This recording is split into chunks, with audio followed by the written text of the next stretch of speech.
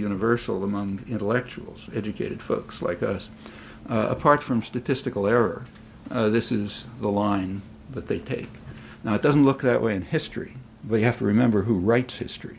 You know, that ought to leave you with a little bit of skepticism. If you look at actual history, not the one that's written, I think you'll find that this is the case, and I could even maybe suggest it as a research topic to some enterprising graduate student who aspires to a career as a taxi driver.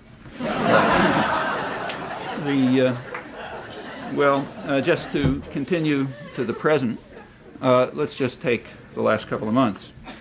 September 11th was a perfectly clear example of international terrorism. No controversy about that, so we don't have to waste time on it. What about the reaction?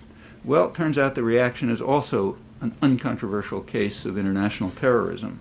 Again, let's keep to the guidelines. We'll just listen to what our leaders say. So on October 11th, President Bush announced to the Afghan people that we will keep bombing you until you hand over people who we suspect of terrorist acts, although we refuse to provide any evidence and we refuse to enter into negotiations for extradition and transfer. Clear case of international terrorism. On October 28th, the British counterpart, Admiral Sir Michael Boyce, who's the chief of the British Defence Staff, took it a step further. 3 weeks after, you have to remember, getting rid of the Taliban regime was not a war aim. That was an afterthought. And 3 weeks after the bombing began, that was added, presumably so that intellectuals would have something to feel good about or something, I don't know. Anyway, 3 weeks after the bombing, that was added as a new war aim. And Admiral Boyce announced to the Afghan people accordingly, I think this is the first mention of this war aim, that we will continue bombing you until you change your leadership. Okay. First, that was all very prominent, like page 1 of the New York Times in both cases. Two, both cases are textbook illustrations of international terrorism, if not aggression, but we're still bending over backwards. And it's all off the record by the usual convention. We're doing it, so it doesn't count. It's only when they carry out what we officially define as terrorism that it counts.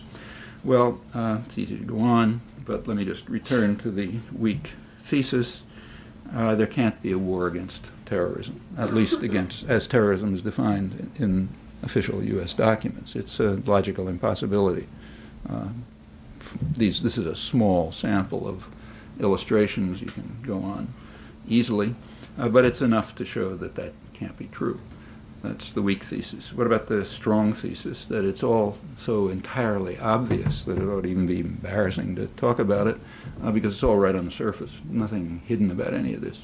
Everything I mentioned is perfectly well known. You didn't have to penetrate anything to discover it.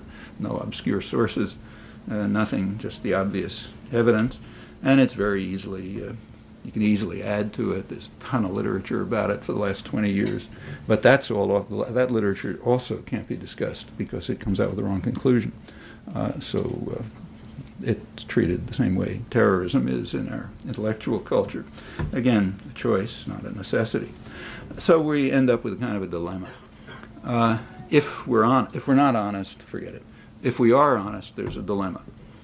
One possibility is just to acknowledge that we are total hypocrites, that we don't, and then to at least have the decency to stop talking about things like human rights and right and wrong and good and evil and so on, and just say, yeah, we're hypocrites. We have force, and we're going to rule the world by force. Period. Let's forget about everything else. The other option is harder to pursue, but it's imperative. Unless we would like to contribute to still worse disasters that are likely to lie ahead.